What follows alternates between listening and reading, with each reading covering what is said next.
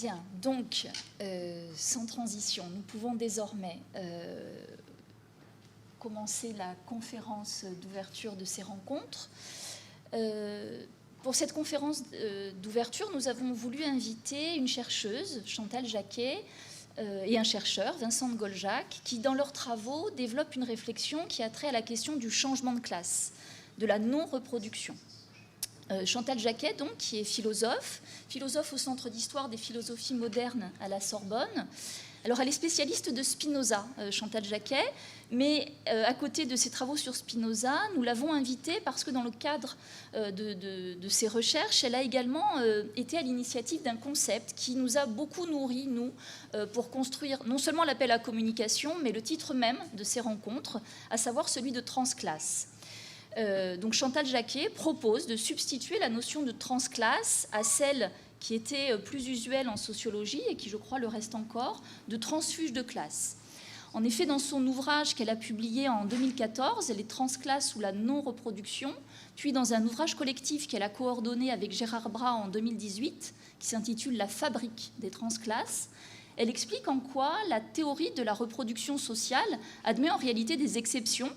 Et ces exceptions, il faut en rendre compte pour en mesurer la portée. Elle invite ainsi à analyser les causes politiques, économiques, sociales, familiales, singulières, qui concourent à la fois à la non-reproduction sociale et à la constitution des individus qui transitent d'une classe à une autre. Dans ses ouvrages et dans la conférence qu'elle nous propose, elle nous dit en quoi ce néologisme de transclasse vise à ne pas préjuger de l'aspect positif ou de l'aspect négatif de ce passage d'une classe à une autre. Elle nous explique comment, à l'instar de la reproduction, en fait, la non-reproduction est également le fruit d'une fabrique, comme l'indique le titre de cet ouvrage. En quoi les transclasses ne sont pas des exceptions, des miracles, mais qu'au contraire, les transclasses n'échappent pas aux règles. Ils et elles reconfigurent ces règles, mais autrement. Elle invite donc plutôt à comprendre qu'à admirer, et donc à remettre en cause le regard méritocratique qui souvent accompagne les lectures que l'on peut faire de ces parcours de transclasse. Alors elle vient également de publier un ouvrage plus personnel, Juste en passant, publié au PUF cette année, il y a quelques semaines, où le journaliste Jean-Marie Durand l'amène à revenir sur son propre parcours de transclasse. Alors vous le voyez, malheureusement, Chantal Jacquet n'est pas avec nous à cette table. Elle ne pouvait pas être avec nous durant ces journées, mais elle a accepté très volontiers de nous donner une conférence que nous avons eu le plaisir de filmer il y a quelques semaines de cela et que nous allons donc maintenant écouter. Je laisse la place à Chantal Jacquet. Bonjour à toutes et à tous. Je voudrais présenter ici quelques éléments philosophiques pour une pensée du transclassisme. Si les chances sont généralement minces de changer de classe sociale, il ne faut pas pour autant confondre l'improbable avec l'impossible et transformer le déterminisme en fatalité. Il est par conséquent nécessaire de se pencher aussi sur les formes de non-reproduction, qu'elles soient sociales, sexuelles, genrées, en cessant de se focaliser exclusivement sur les mécanismes de la reproduction. Il faut en effet penser la reproduction et la non-reproduction, non pas de manière séparée, mais simultanément, pour comprendre les phénomènes sociaux dans leur globalité. Pour reprendre l'exemple de la société française et ses statistiques, c'est en même temps que 7 enfants d'ouvriers sur 10 reproduisent le modèle familial et que 3 sur 10 ne le reproduisent pas. Et c'est pourquoi il me semble essentiel de mettre le dispositif du passage transclasse au cœur de la réflexion et non plus à la marge, parce que c'est en même temps qu'adviennent reproduction et non-reproduction. On ne peut donc que se réjouir de voir que les rencontres Jeunes et Société se placent dans cette optique du transclasse, transgenre, transnational, et qu'elles se focalisent sur cet objet de manière centrale. Nommer, c'est d'abord faire exister, donner droit de cité à des modalités de vie en reconnaissant leur spécificité et leur légitimité pleine et entière. Donc, en forgeant le néologisme transclasse pour désigner les individus qui, seuls ou en groupe, changent de classe sociale, il s'agissait d'abord de rendre visibles les invisibles, de les désigner objectivement et de les regrouper sous un concept qui englobe leur diversité en rompant, pourrait-on dire, avec l'illusion du cas particulier insaisissable et l'enfermement dans les récits glorieux du self-made man ou honteux du transfuge de classe. Alors, dans le prolongement des analyses dans les transclasses ou la non-reproduction, je voudrais ici m'interroger sur ce que le concept philosophique de transclasse peut apporter à l'analyse sociologique de la mobilité sociale en revenant sur 2 ou 3 éléments théoriques qui peuvent servir de cadre pour éclairer le passage de classe et offrir des pistes de réflexion en vue de penser une logique de l'improbable. Alors, l'un des premiers éléments qui constitue un marqueur de mon approche par rapport à celle de Bourdieu et de Passeron notamment, l'un de ces premiers éléments, c'est la redéfinition des rapports entre reproduction et non-reproduction. Si l'on veut pouvoir rendre compte des formes de passage et de transition de manière cohérente et objective, il faut sortir d'une logique de l'exceptionnalité et mener à bien la critique d'une pensée fondée sur le primat théorique de la reproduction. C'est le premier élément sur lequel je voudrais insister. Alors, cette critique du primat théorique de la reproduction ne vise pas du tout à remettre en cause l'existence d'une reproduction sociale, qui est fondée sur la transmission d'un capital économique, d'un capital politique, culturel, fondée aussi sur un mode de vie nourri d'habitudes, de représentation du monde, de comportements qui sont liés à l'appartenance à une famille, à une classe donnée. Donc il ne s'agit pas de remettre en cause cette reproduction sociale telle que l'ont établie Pierre Bourdieu et Jean-Claude Passeron dans Les héritiers ou la reproduction. La reproduction, c'est un fait que les enquêtes et les statistiques confirment, malgré les discours idéologiques actuels proclamant le caractère caduc de la notion de classe sociale.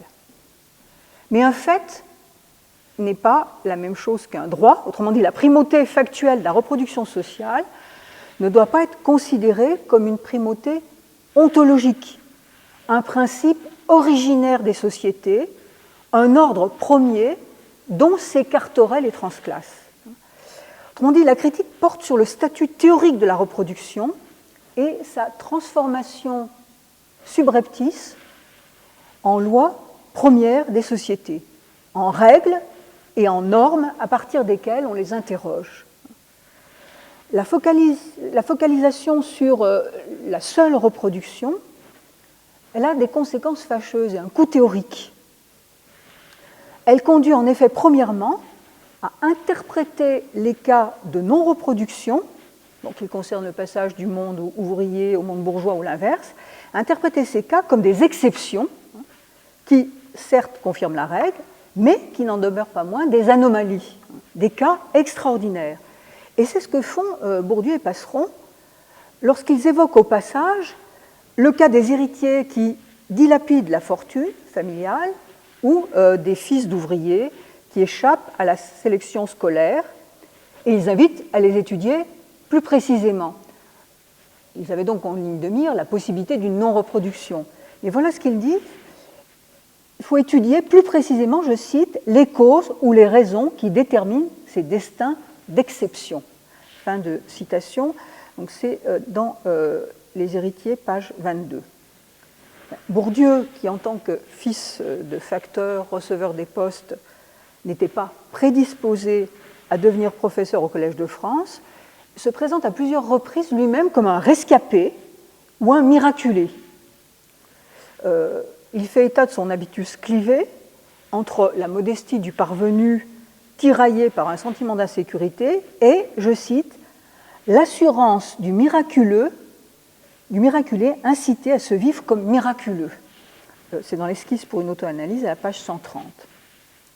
Et c'est un petit peu gênant Parce que le miraculé, ou le miracle, en tant que phénomène surnaturel, qui survient contre toute attente, il reste toujours nimbé de mystère, parce qu'il défie les lois de la raison, et il nourrit à son corps défendant, au fond, un imaginaire du merveilleux. Il est extraordinaire, sort de l'ordre, il viole les lois naturelles, comme une exception qui déjoue les règles et qui semble anormale, anomale, soustraite à la loi.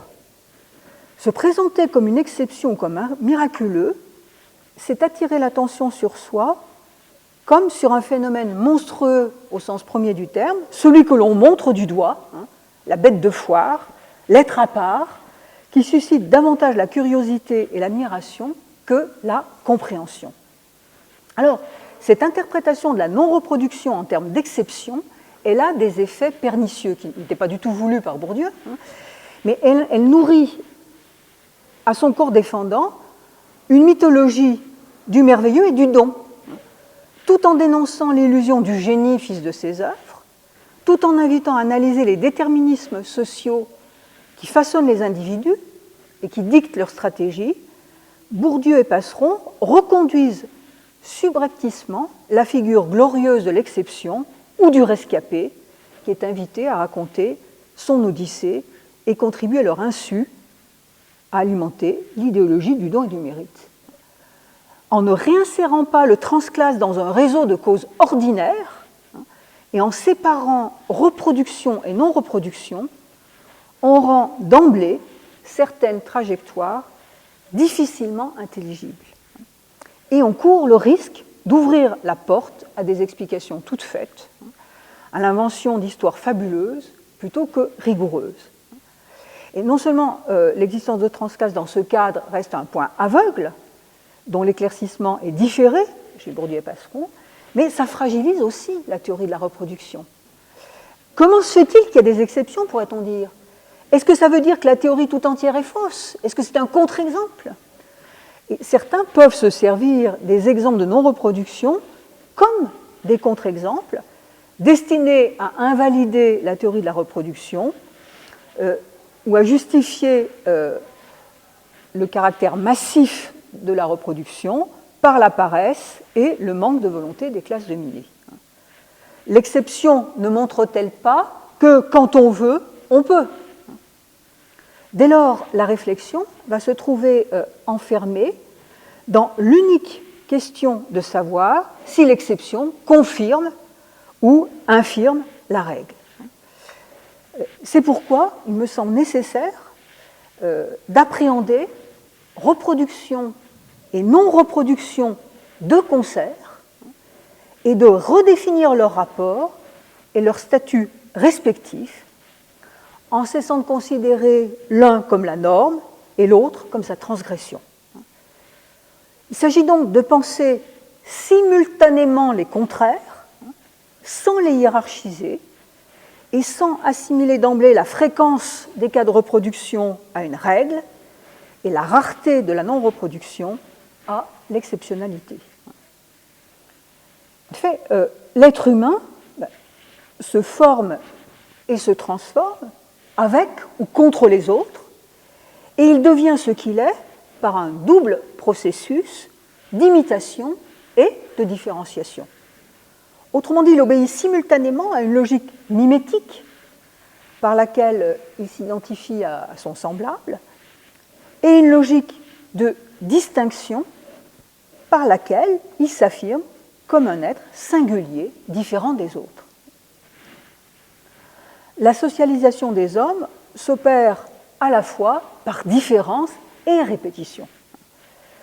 Reproduction et non-reproduction sont donc toujours en travail dans la constitution des individus. Dès lors, c'est une dialectique des contraires qu'il faut concevoir au sein des sociétés. Il faut penser en permanence la dynamique des forces à l'œuvre dans la constitution des trajectoires sociales. Ainsi, on peut tout aussi bien envisager la reproduction comme une non-reproduction empêchée que la non-reproduction comme une reproduction qui a échoué. Mais quel que soit le référentiel, il s'agit toujours de ressaisir la résultante d'une combinaison de forces, de conservation et de changement qui grippe la machine sociale ou lui imprime un nouveau mouvement. L'improbable, comme le probable, a ses lois, et il importe de les saisir en les réinsérant dans un réseau de causalité et en mettant au jour l'ensemble des déterminations économiques, sociales, familiales, sexuelles, affectives, qui ont produit une non-reproduction. Autrement dit, il ne s'agit pas de penser que les trajectoires transclasses échappent au déterminisme. C'est un déterminisme qui vient en contrarier un autre. Ce n'est pas l'affirmation d'un libre arbitre qui s'élève contre la fatalité, c'est un contre-déterminisme particulier qui joue contre le déterminisme social général et qui est le fruit d'un ensemble de causes combinées. C'est pourquoi je dirais l'apport majeur de la philosophie, ici, c'est la production du concept de transclasse qui permet de ressaisir en régime déterministe le passage et le franchissement des barrières sociales et de se focaliser sur leurs causes et sur leurs effets sans préjuger de leur caractère exceptionnel. Il faut banaliser les passages transclasses, même s'ils sont rares, les réinsérer dans la norme et sortir des postures d'héroïsation du miraculé ou du rescapé. Voilà pourquoi j'ai mis l'accent sur ce premier élément qui a trait à la critique du primat de la reproduction et qui débouche sur le repositionnement de ces rapports avec la non-reproduction sous la forme d'une dialectique des contraires. Alors, le second élément qui en découle et sur lequel je voudrais m'arrêter à présent, c'est la production d'une épistémologie sans axiologie, d'une théorie de la science libérée des jugements de valeur. Bon, dès l'introduction du terme de transclasse, il s'agissait de congédier les jugements de valeur. Désigner ceux qui changent de classe comme des transclasses, c'était d'emblée les sortir aussi bien d'une logique de la valorisation sous les traits du self-made man que de la dévalorisation sous les traits du parvenu ou du transfuge de classe qui sent toujours un peu le social traître. L'utilisation de la notion de transfuge de classe en sociologie est parlante, mais elle manque, à mon avis, de rigueur parce qu'elle est trop restrictive et trop connotée axiologiquement. Trop restrictive, d'abord parce que le changement de classe sociale ne prend pas systématiquement l'aspect d'une fuite avec perte et fracas, de la désertion avec son cortège de culpabilité et de trahison, ou même de la transplantation dans un milieu étranger hostile. Le concept de transclasse, quant à lui, est plus large que la notion de transfuge de classe. Il vise à englober tous les cas de figure, aussi bien la fuite, il ne s'agit pas de récuser la possibilité d'une fuite, mais aussi bien la fuite que la propulsion par le milieu d'origine, ou bien le recrutement par le milieu d'arrivée en fonction de ses besoins. Le milieu d'arrivée qui ne considère pas à ce moment-là le transclasse comme un imposteur ou un intrus, puisqu'il en a besoin pour satisfaire des besoins économiques. Donc parler de transclasse plutôt que de transfuge, c'est sortir du mode d'être un peu honteux, marginal ou sulfureux qui reste attaché à la notion de transfuge de classe. Et deuxièmement, donc je disais que c'est trop restrictif, mais c'est aussi trop connoté axiologiquement parce qu'il faut éviter de réduire d'emblée toutes les formes de passage transclasse à des figures de la conscience malheureuse, pour reprendre une expression hegelienne, d'intrusion illégitime ou de posture victimaire, et appréhender la complexité de l'entre-deux et la multiplicité de ses formes. Quand on parle de transfuge de classe, en outre, on se place d'emblée du point de vue de l'arrivée, de la transplantation des individus qui sont déjà passés de l'autre côté, sans mettre l'accent sur la dimension centrale du passage, sa nature problématique, ses conditions de possibilité et ses figures. Mais cette production d'une épistémologie sans axiologie au-delà du changement de terme, elle consiste surtout dans l'effort pour découpler la transition transclasse des notions d'ascension et de déclassement qui servent de support à la méritocratie et qui sont récupérées par elle. Le concept de transclasse se distingue de celui de mobilité sociale, notamment parce qu'il aborde le passage, la transition d'une classe à l'autre, sans le coupler aux notions d'ascension sociale et de déclassement, comme c'est fréquemment le cas en sociologie. Et le concept de transclasse vise à se concentrer sur la complexion des individus, les fils noués ensemble, les fluctuations de l'entre-deux, sans préjuger de la valeur des trajectoires. Pourquoi l'accroissement de richesse et de pouvoir devrait-il être nécessairement pensé comme une ascension et leur diminution comme un déclassement? Bien sûr, quand on parle de mobilité sociale ascendante, on vise une amélioration économique, financière, il ne s'agit pas de le nier. Mais au-delà du gain financier, s'élève-t-on systématiquement en étant plus riche et plus puissant? Chacun sait qu'on peut gagner plus et se comporter comme un moins que rien, en devenant un maillon de la domination, maillon d'autant plus redoutable que l'on connaît les habitudes des dominés et que l'on sait leur parler pour les faire rester à leur place. À moins de confondre l'être et l'avoir, croit-on vraiment que la valeur intrinsèque d'une personne diminue quand elle perd ses revenus ou qu'elle quitte l'entre-soi bourgeois pour vivre la condition ouvrière, lutter comme les établis de jadis aux côtés des exploités? Ne devrait-on pas dire plutôt, au contraire, dans ce dernier cas, qu'elle a de la classe, plutôt que de la stigmatiser comme déclassée? Autrement dit, les manières de parler ne sont pas neutres. Et il faut se garder de présenter la mobilité sociale ascendante systématiquement comme un progrès et la mobilité descendante comme une régression, et de faire de ces concepts d'ascension et de déclassement le baromètre du bon fonctionnement d'une société. Avant de juger, il faut s'interroger sur l'orientation de la trajectoire, son usage, sur le positionnement politique et social qu'a le transclasse dans le champ de la domination. Les notions de mobilité ascendante et descendante charrient toujours un imaginaire hiérarchique du haut et du bas et ne sont pas neutres. Et faute d'une critique de ces notions et de leur cortège de représentations fallacieuses, certains sociologues alimentent, encore une fois, malgré eux, à leur corps défendant, une idéologie qu'ils récusent pourtant. La métaphore de l'ascenseur social est trompeuse et elle fait très souvent l'objet d'une récupération politique au service d'une idéologie méritocratique conservatrice. Donc ne donnons pas les verges pour se faire battre en allant dans le sens de la notion d'ascension.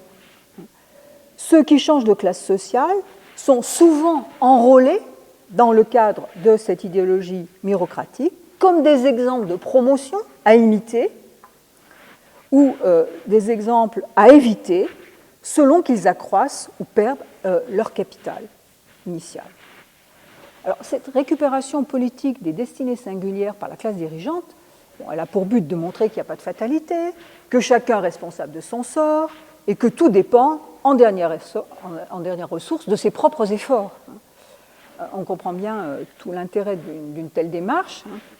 D'une part, ça permet de masquer les héritages et de soutenir que l'ordre social est juste, puisqu'il reflète les qualités réelles de chacun et ne fait que sanctionner les mérites de ceux qui connaissent une ascension et les fautes de ceux qui stagnent ou chutent par paresse, négligence ou mauvaise volonté. Autrement dit, cela conforte la classe dominante et ça fragilise aussi la contestation sociale en la faisant passer pour de l'aigreur, de l'envie ou du ressentiment.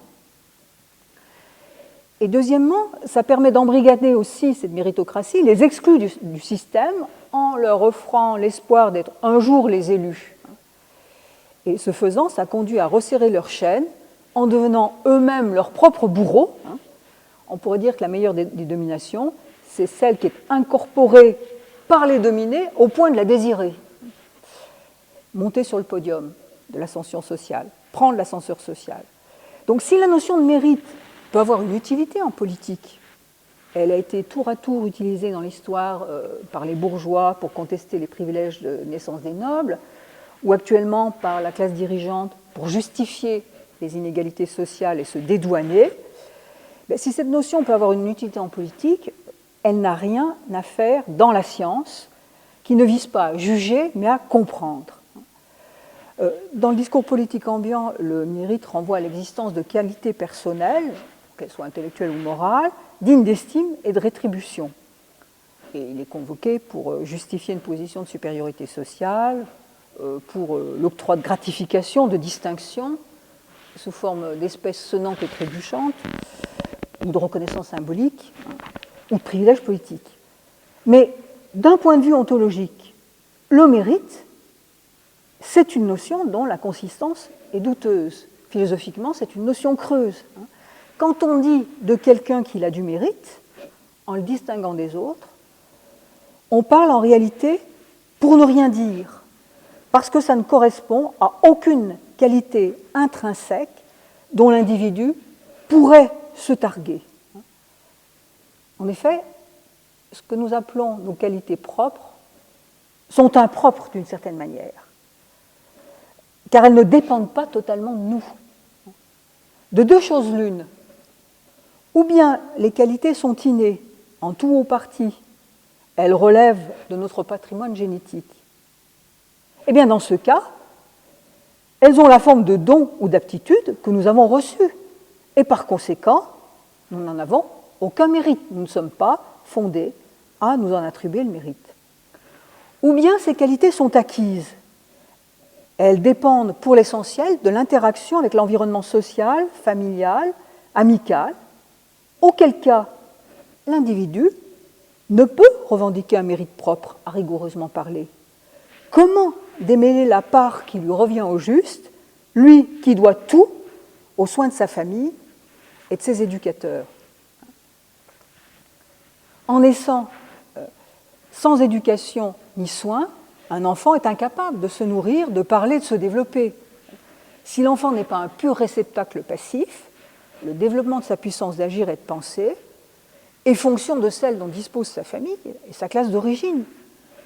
Dès lors, comment pourrait-il, dès son plus jeune âge, manier les trésors de la langue si ses parents ou ses proches ont une culture limitée et disposent d'un vocabulaire réduit à quelques centaines de mots? Comment pourrait-il bien se former s'ils perdent leur vie à la gagner et n'ont ni temps à lui consacrer, ni argent à lui donner pour financer études, voyages, loisirs, permettant d'élargir sa culture ou de diversifier ses compétences? Comment ne pas voir l'importance des politiques publiques et l'impact de l'environnement social sur sa trajectoire? En somme, que le patrimoine soit biologique, familial ou social, nous sommes tous des héritiers, mais pour certains, comme je l'ai dit à plusieurs reprises, la besace est pleine, et pour d'autres, elle est trouée. En ce qui concerne donc l'analyse des causes à l'origine des trajectoires transclasses, qui sont improbables, l'explication par le mérite est superficielle et totalement inopérante. Répétée comme un mantra, elle relève de la pensée magique. Le passage transclasse est en effet le produit d'une fabrique et non d'un mérite personnel. Elle résulte de ce que j'ai appelé, dans la lignée de Spinoza, une complexion, autrement dit, un complexe de fils tissés ensemble, de déterminations tissées ensemble.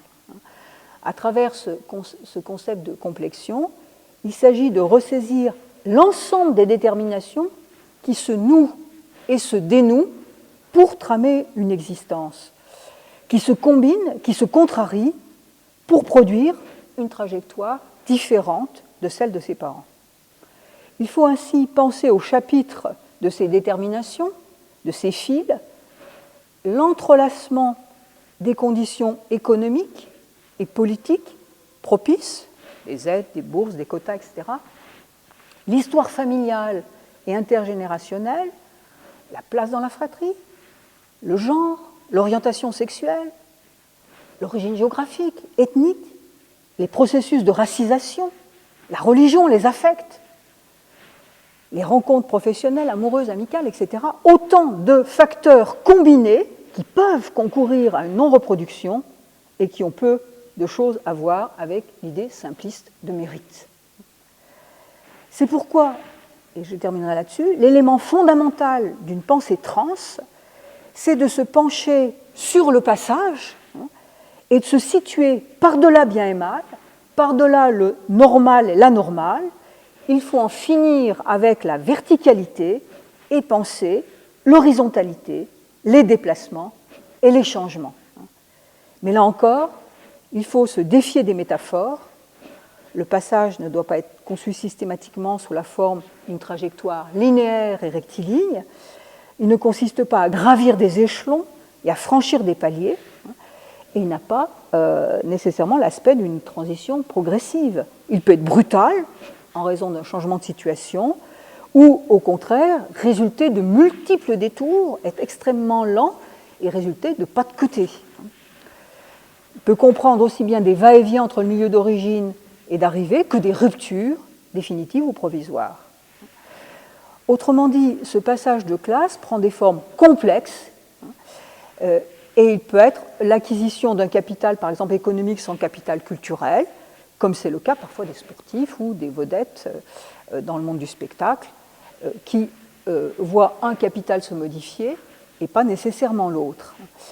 Ainsi, à travers ce processus de passage et de transition transclasse, c'est aussi le concept de classe qui est remis sur le métier pour le faire travailler. Merci pour votre attention. Donc, au cours de ces journées, nous aurons sans doute l'occasion de discuter donc, des concepts de mobilité, d'ascension sociale ou encore de déclassement que beaucoup d'entre nous utilisons si souvent. Et aussi des cas de transclasse, de transgenre, non pas comme des exceptions, des cas extraordinaires, mais plutôt, comme vient de nous l'expliquer Chantal Jacquet, avant tout comme le résultat de déterminismes sociaux, de facteurs combinés qui ont conduit à la non-reproduction. On pourra peut-être, en fin de séance, poser ces questions à Vincent de Goljac, que nous sommes très heureuses d'accueillir aujourd'hui, et que je vais, si besoin était, vous présenter très rapidement avant de lui donner la parole. Donc, Vincent de Goljac est sociologue, professeur émérite à l'Université de Paris Diderot.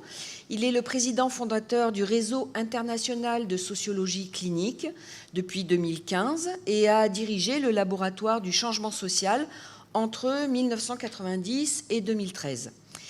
Il est l'auteur notamment en 1987 de La névrose de classe, qui a été plusieurs fois réédité depuis, en 1996 des sources de la honte, et tout récemment, en 2020, de Dénouer les nœuds socio-psychiques.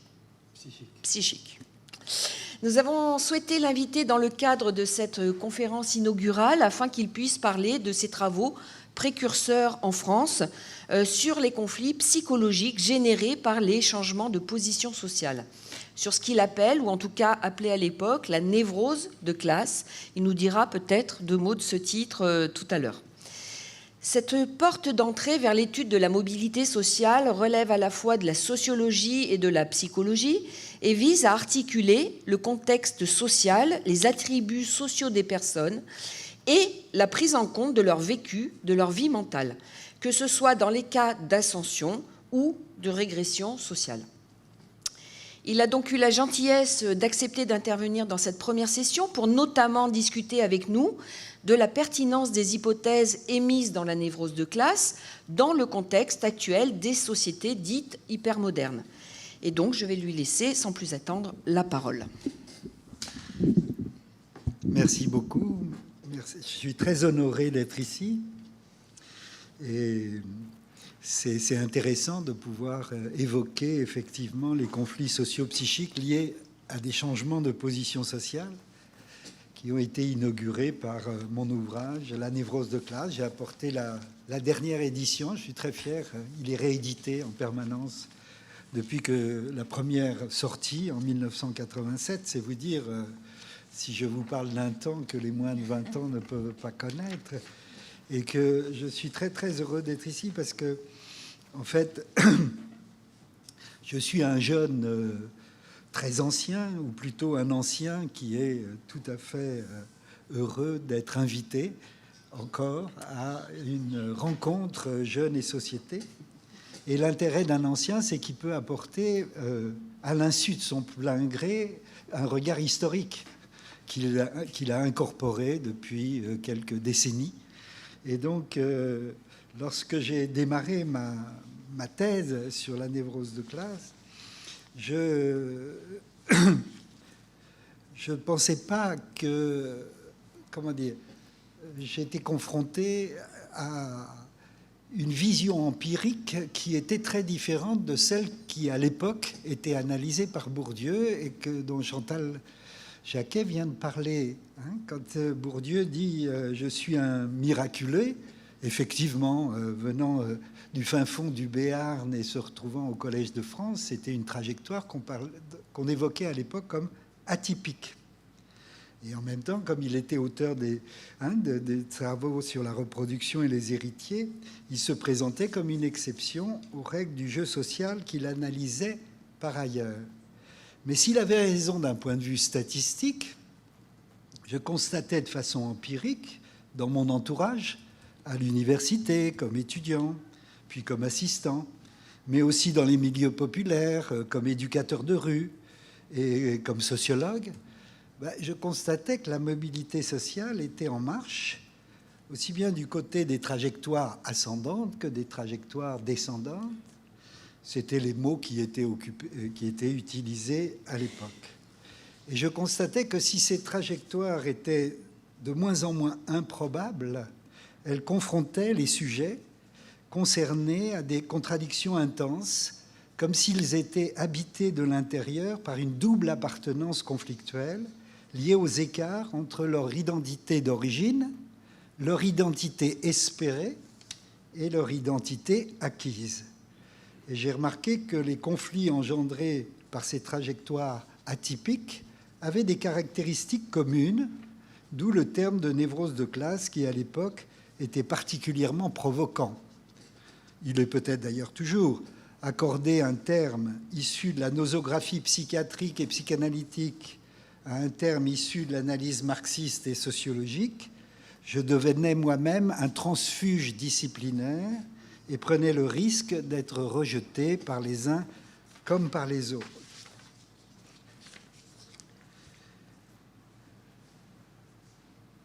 Le contexte social a bien changé depuis ces années-là. Les modes de vie et les valeurs également.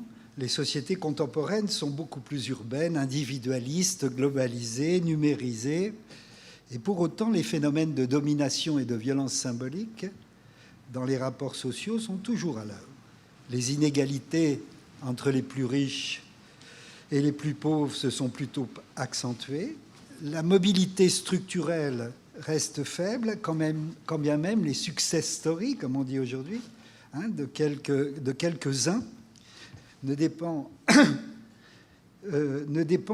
est présenté comme ne dépendant que du talent de chacun. Le poids de l'héritage dans les destinées individuelles est toujours aussi important. Les processus d'invalidation, de disqualification et d'exclusion n'ont fait que s'accentuer avec le développement endémique du chômage et des phénomènes migratoires. Si donc les conditions concrètes d'existence se sont profondément transformées, le vécu subjectif des personnes qui changent de milieux sociaux, que ce soit en promotion ou en descension, reste marqué par des sentiments contradictoires, ce que je propose d'appeler des nœuds socio-psychiques, dont j'ai essayé de décrypter les fils dans la névrose de classe, les sources de la honte, l'histoire en héritage, ou mon dernier ouvrage sur les nœuds socio-psychiques. Alors la notion de névrose de classe, pour autant, est ambiguë. Elle associe deux concepts de champ théorique hétérogènes qui semblent aujourd'hui bien désuets et dépassés. La névrose renvoie à des troubles psychiques d'un autre temps. Aujourd'hui, on parle de bipolarité, de dépression, de burn-out, de stress. Et la névrose, elle est rangée dans le tiroir de vieilles notions dont on peut se demander si elles servent encore à quelque chose, puisque de toute façon, on sait depuis Freud que nous sommes tous névrosés. Mais les troubles contemporains, c'est plus du côté du narcissisme, des addictions, de la dépression. Et donc, cette névrose analysée par Freud semble de moins en moins d'actualité. Qu'en est-il du concept de classe? Lui aussi, il semble presque obsolète. À l'heure de la flexibilité, de la mobilité, de l'individualisme exacerbé, la lutte des places s'est substituée à la lutte des classes. Et si les classes sociales subsistent, elles ne sont plus un marqueur d'identité aussi puissant que précédemment, lorsque la bourgeoisie et le prolétariat étaient les deux formations sociales bien repérables dans l'espace social et qui semblaient structurer l'ensemble des autres positions. L'appartenance de classe est-elle encore un déterminant majeur des destins individuels? Disons que, comme d'ailleurs Chantal le montre, il en est un parmi d'autres. Parmi d'autres déterminants qu'elle a développés tout à l'heure. Dans les années 80, au moment où j'écrivais la première édition de cet ouvrage, le terme de névrose de classe était très évocateur pour les transfuges qui avaient changé de position sociale, en particulier pour ceux qui, issus de la classe ouvrière ou du monde paysan, avaient accédé à la culture, aux études, à la propriété, à l'aisance financière. Bien souvent bons élèves et diplômés, leur identité acquise d'enseignants, de cadres, pour certains de médecins ou d'ingénieurs, les conduisait à côtoyer un autre monde. Certains vivaient l'écart entre leur position héritée et leur position acquise, celle à laquelle ils avaient accédé, dans la tension et dans le déchirement. Pierre Bourdieu, d'ailleurs, parlait à ce propos d'habitus déchiré. Annie Ernaux, Didier Ribon, Édouard Louis ont décrit chacun à leur manière et dans des moments différents depuis cette époque ces tensions nourries par la honte, l'envie, la culpabilité, la colère, la haine de classe, les conflits de loyauté. Dans la lettre reprise que je reprends dans mon ouvrage et les rééditions de mon ouvrage, Annie Ernaux, dont j'avais analysé l'histoire dans la première édition, m'avait fait une critique tout à fait judicieuse. Elle disait « Le terme de névrose m'afflige encore. Il me paraît figé des conduites et des conflits qui évoluent en fait dans le temps. » J'accepte tout à fait cette remarque. Le terme de névrose, effectivement, comporte une connotation psychopathologique. Il induit l'idée d'une déficience psychique à propos de conflits vécus par des personnes qui changent de classe ou de culture. Il tend à réduire le caractère dynamique de ces conflits et des contradictions sociales qui le génèrent. Pourtant, si le terme est tout à fait contestable, j'ai pu observer, à la lumière de nombreux témoignages, combien il est évocateur pour celles et ceux qui sont confrontés à des conflits de cette nature. Je pourrais vous parler de l'ensemble des lettres que j'ai reçues qui développaient l'idée « je suis une névrose de classe ». Alors, bien que théoriquement discutable, il provoque un écho immédiat, un questionnement qui nous fait rentrer dans le vif du sujet, de cette identification tout à fait particulière quand quand vous créez une notion et que quelqu'un vous dit s'identifie à cette notion, c'est une expérience tout à fait étrange. Bon, il ne faut pas en tirer non plus des conclusions trop définitives. Mais s'il est reçu de cette façon-là, c'est qu'il est reçu comme signifiant, et c'est pour ça que je continue à l'utiliser, choisissant ainsi de privilégier la reconnaissance intuitive au détriment peut-être de la rigueur scientifique. Sa portée existentielle compense largement, de mon point de vue, ses faiblesses conceptuelles. Pour autant, la question se pose aussi de l'actualité des classes sociales dans les sociétés hypermodernes. Nous avons en mémoire la fameuse phrase de Warren Buffett en 2016, c'est pas loin. Il existe une guerre des classes, c'est ma classe, la classe des riches, qui fait la guerre, et c'est nous qui la gagnons. Et nous avons des exemples tous les jours qu'il n'a pas tort. Entre cynisme et réalisme, cette réflexion d'un des hommes les plus riches du monde nous laisse perplexe. L'hyperbourgeoisie est encore très active et s'identifie au processus de globalisation de l'économie mondiale. Mais peut-on la considérer comme une classe sociale, tant sa composition est hétérogène et les origines sociales de ceux qui l'incarnent multiples?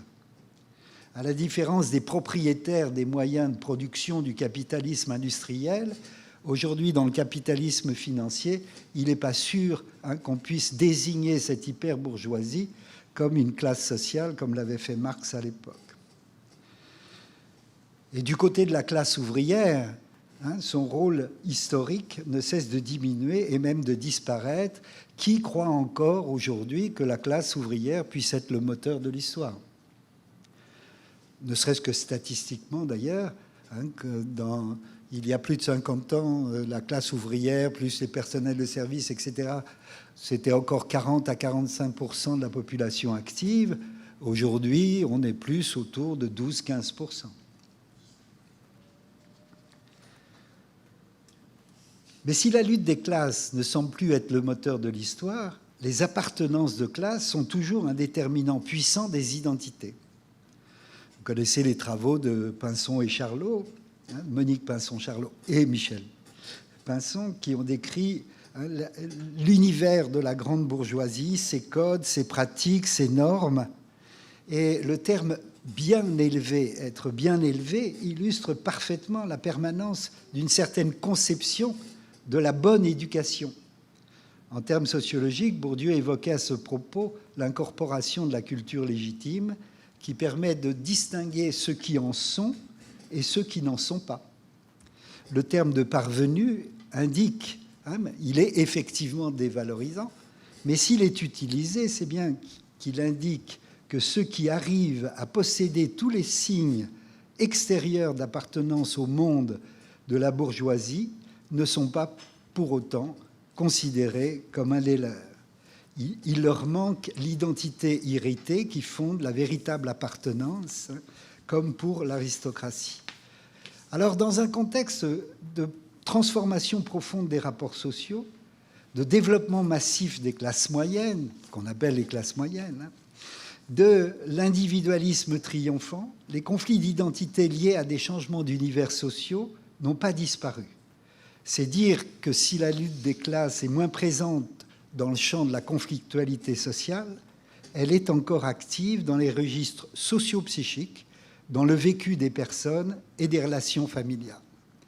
La description des conflits liés à un changement de position sociale est donc toujours d'actualité. Il s'agit de comprendre comment les contradictions sociales, les rapports de domination et la violence symbolique des rapports sociaux sont agissants au cœur de la subjectivité. Il convient donc d'en faire une analyse sociologique pour cerner leurs dimensions objectives, combinée à une analyse clinique pour en saisir la dimension subjective. En fait, depuis 35 ans, puisque c'est à peu près le nombre d'années, je viens de calculer sur la première édition de la névrose de classe, l'exigence de mobilité liée au diktat du marché du travail oblige un nombre de plus en plus important d'individus à s'adapter à des univers sociaux différents et à effectuer un travail sur eux-mêmes pour affronter les conflits que ces déplacements engendrent. On aurait pu penser qu'avec l'éclatement des classes sociales traditionnelles, la névrose de classe allait disparaître. Il n'en est rien. Loin de s'atténuer, le phénomène se complique. Les processus de domination qui étaient principalement structurés autour des rapports de classe dans la société industrielle s'aggravent parce qu'ils se trouvent renforcés par le développement de ce que j'ai proposé d'appeler la lutte des places, c'est-à-dire la lutte que doit mener chaque individu dans notre société pour avoir une existence sociale. C'est-à-dire toute la responsabilité de la production des individus est renvoyée à l'individu lui-même. Avant, c'était renvoyé au groupe, à la famille, à la classe d'appartenance. Vous naissiez ouvrier, et la probabilité de devenir un ouvrier était très, très importante. Vous naissiez bourgeois, la probabilité de finir votre vie comme bourgeois était aussi très importante. Aujourd'hui, effectivement, c'est plus le cas. Et donc chaque individu est renvoyé à lui-même pour produire sa place dans la société. Et évidemment, comme le disait très bien Robert Castel, nous ne disposons pas des mêmes supports pour exister comme individus dans cette société. Donc si les classes sociales sont moins visibles parce que moins définitivement installées, cela ne supprime pas pour autant les rapports de domination entre groupes sociaux et les mécanismes de reproduction.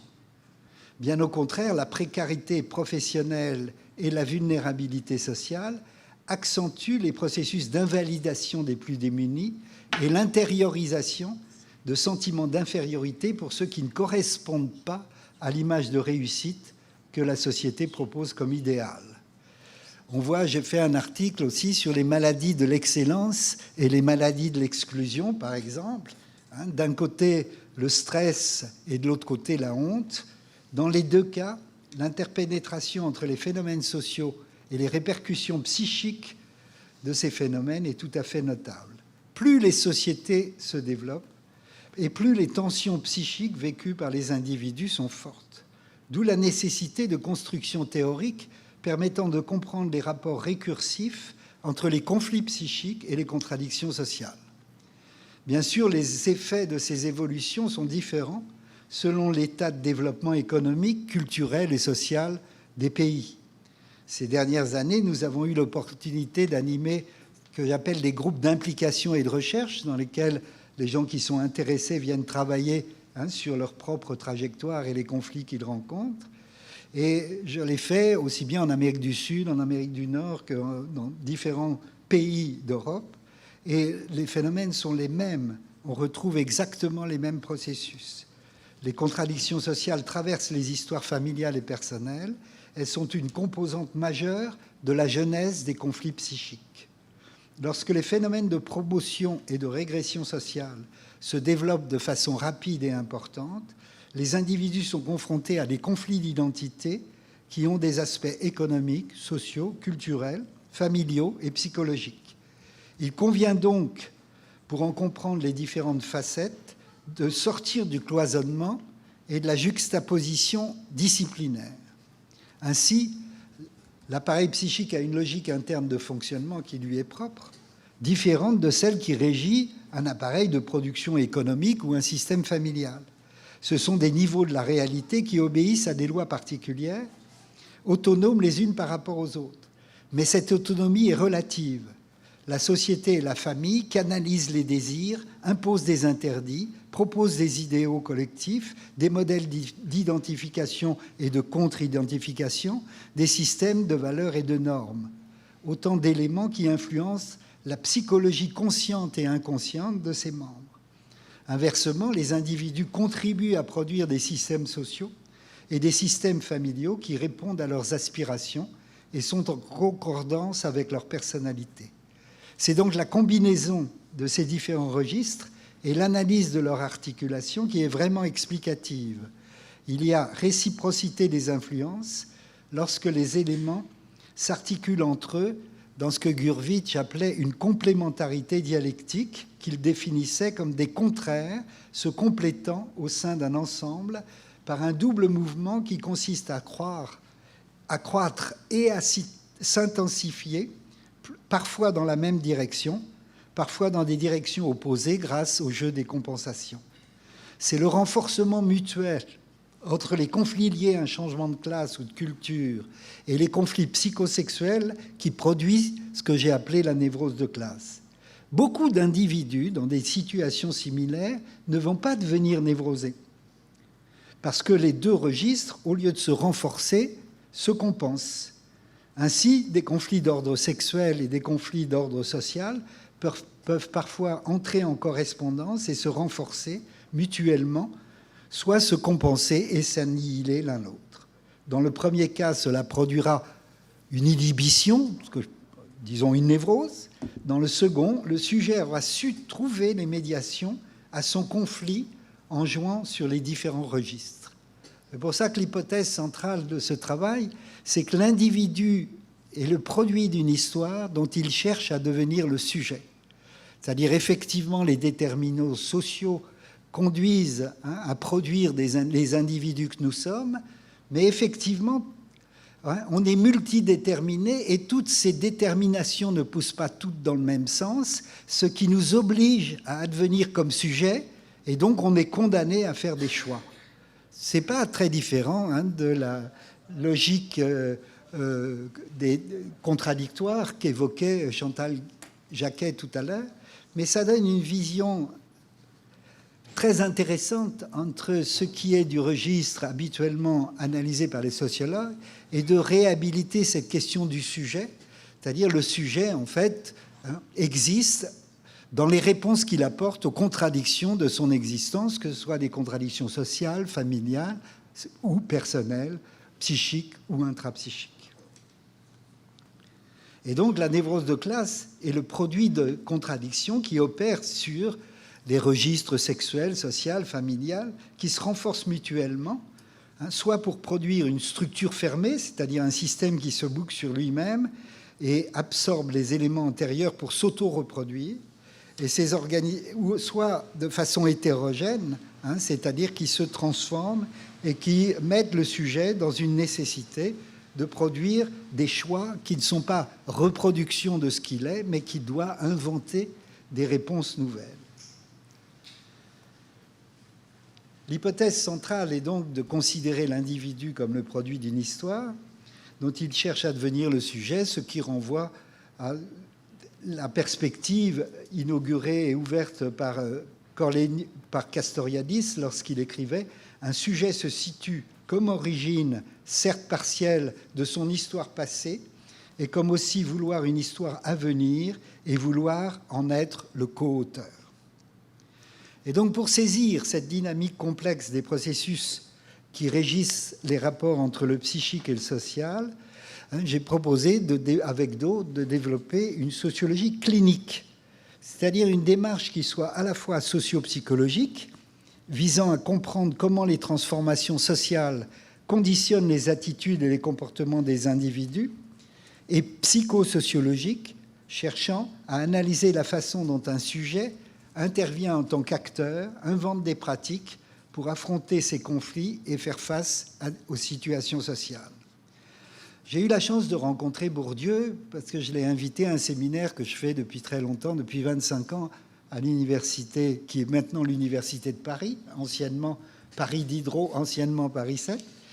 Et donc, quand Bourdieu est venu, on a longuement discuté sur les rapports entre la socio-analyse et la sociologie clinique. Parce qu'en fait, pour moi, la sociologie clinique, c'était de donner une méthodologie clinique au projet de Bourdieu de socio-analyse, que les personnes puissent mieux comprendre comment les déterminants sociaux étaient actifs en eux. Et lors d'une des rencontres avec Bourdieu, il disait « La sociologie était un refuge contre le vécu. Il m'a fallu beaucoup de temps pour comprendre que le refus de l'existentiel était un piège. La sociologie s'est constituée contre le singulier, le personnel, l'existentiel, et il y a là une cause essentielle de l'incapacité de bon nombre de sociologues d'interroger certaines souffrances sociales. » Il était en train d'écrire La misère du monde, et certains d'entre vous peuvent se rappeler qu'en 1967, si je me souviens bien, dans le métier de sociologue avec Passeron et Chamboredon, ils écrivent « La malédiction des sciences sociales, c'est qu'elle a affaire à des objets qui parlent. » Et en 1993, dans La misère du monde, qui fait à peu près 950 pages, vous avez 850 pages de témoignages de professionnels et autres. Et je dirais, je l'avais dit avant même, que la bénédiction du sociologue clinicien, c'est qu'il a affaire à des sujets qui parlent. C'est-à-dire que les sujets sont aussi des bons informateurs sur les processus sociaux, sur le rapport à la société, sur l'influence des mondes sociaux sur leur vécu. Et donc, il faut arrêter d'opposer l'objet et le sujet, mais montrer que, effectivement, l'individu est produit par toute une série de déterminismes.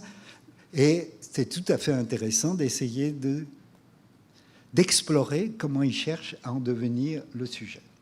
Je dois avouer que quand j'ai entendu Pierre Bourdieu dire ça, c'était pour moi il faut se rappeler que les batailles au sein du champ disciplinaire sont toujours hardes et qu'il avait écrit l'illusion biographique, et j'étais avec Daniel Berthaud, un grand défenseur de l'approche biographique et des histoires de vie. Aujourd'hui, elles envahissent tout l'univers, et d'ailleurs on pourrait s'interroger sur ce phénomène, mais à l'époque c'était une vraie bataille et on était très très très minoritaire, considérés comme développant le subjectivisme, l'illusion rétrospective, etc.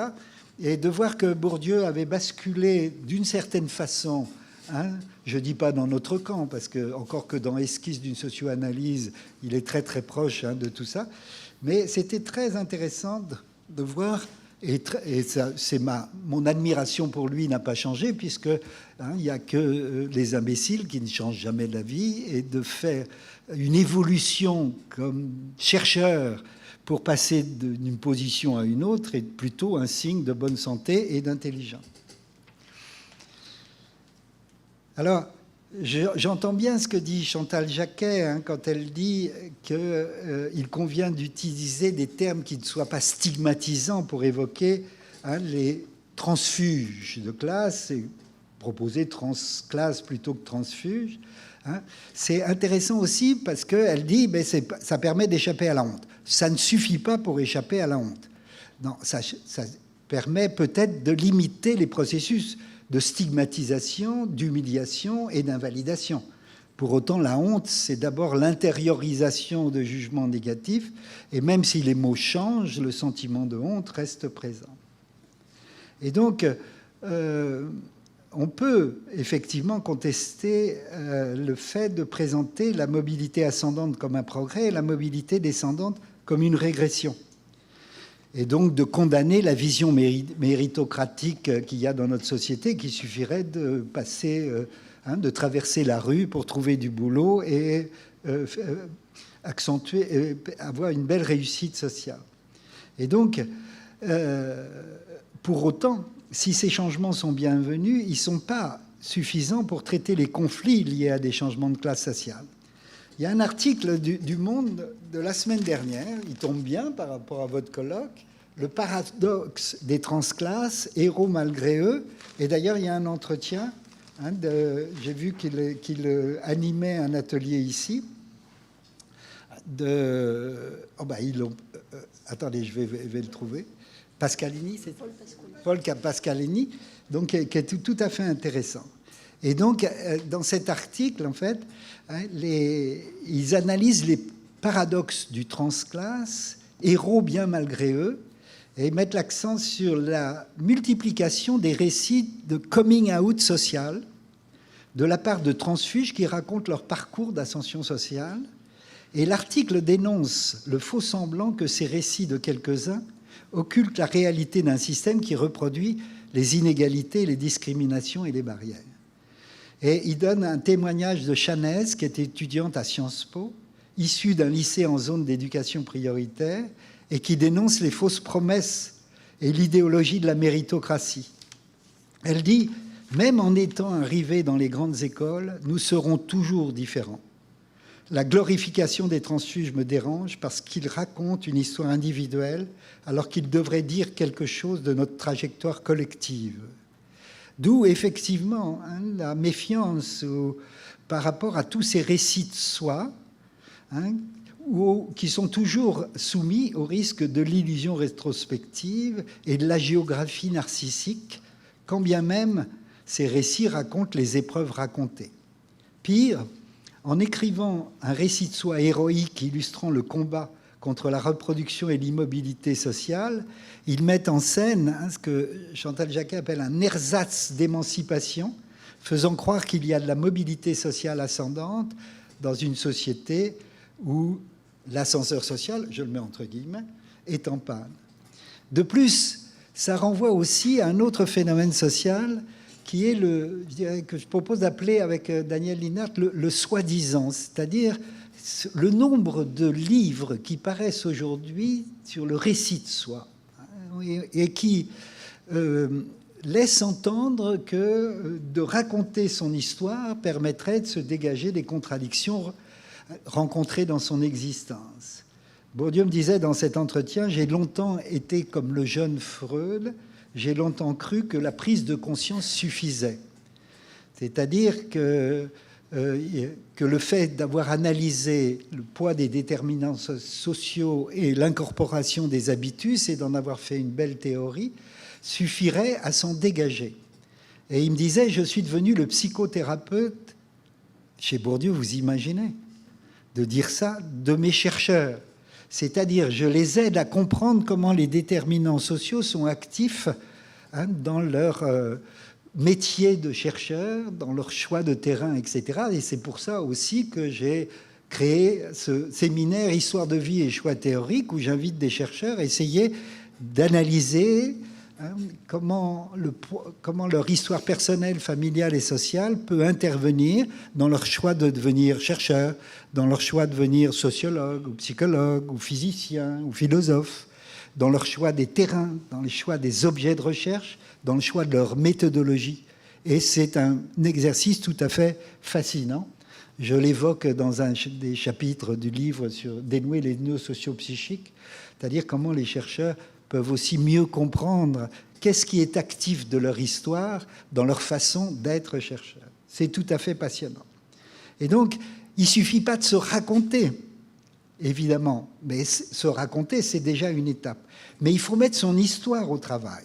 Et c'est ça que je propose de faire dans nos séminaires de groupes d'implication et de recherche qu'on développe dans le cadre du réseau international de sociologie clinique, où on invite les gens qui sont intéressés à venir travailler sur leur roman familial et leur trajectoire sociale, ou sur roman amoureux et trajectoire sociale, ou sur le rapport à l'argent, ou sur le rapport aux valeurs, c'est-à-dire d'essayer de comprendre comment ils ont été influencés, conditionnés, déterminés par leur histoire, et qu'est-ce qu'ils peuvent faire de ce qu'on a fait de lui, comme le dit si bien Sartre, quand il dit « L'important n'est pas ce qu'on fait de l'homme, mais ce qu'il fait dans ce qu'on a fait de lui ». Je concluais mon livre en La névrose de classe par une conclusion qui était pour une sociologie clinique. À l'époque, je n'avais absolument aucun projet de devenir une espèce, comme disent mes collègues, une tête de gondole de la sociologie clinique, et d'en faire une orientation, etc. Simplement, j'avais introduit comme méthodologie pour faire ma thèse d'état sur la névrose de classe, les histoires de vie, les témoignages, des entretiens approfondis, mais aussi des groupes que j'avais créés avec mes deux camarades, Jean Fraisse et Michel Bonetti, où les gens venaient travailler sur leur histoire, mais en groupe, et que le groupe était un formidable instrument pour produire des hypothèses collectives sur les histoires individuelles de chacun. Et je constatais qu'en fait, ça faisait du bien aux gens. C'est-à-dire cette distance que provoque la sociologie d'analyser son histoire avec d'autres comme étant un parmi d'autres, un semblable à d'autres qui partagent la même histoire et les mêmes situations, ça faisait du bien, et que la dépsychologisation du problème était un des éléments quasi thérapeutiques qui était tout à fait intéressant, parce que ça montrait la pertinence de vouloir marier deux postures qui sont a priori contradictoires, la posture du sociologue qui analyse, sinon en surplomb du moins en prenant de la distance les phénomènes sociaux, et celui du clinicien qui va justement au plus près du vécu, au plus près de la subjectivité, des émotions, de la sensibilité, de l'intériorité. Alors voilà, je conclus pour vous remercier encore d'avoir eu l'occasion d'évoquer cette histoire avec vous, pour vous dire ma fierté maintenant que cette orientation de sociologie clinique se soit développée. On vient de sortir un dictionnaire. Alors c'est très intéressant d'un point de vue de la recherche. Quand il y a un dictionnaire de sociologie clinique, ça veut dire qu'elle existe. Et qui, avec 130 contributions de gens qui, évidemment, ne sont pas tous des sociologues cliniciens, mais qui alimentent cette orientation et cette façon de travailler. Et donc, il ne s'agit pas seulement d'une orientation scientifique, il s'agit également de répondre à une demande sociale.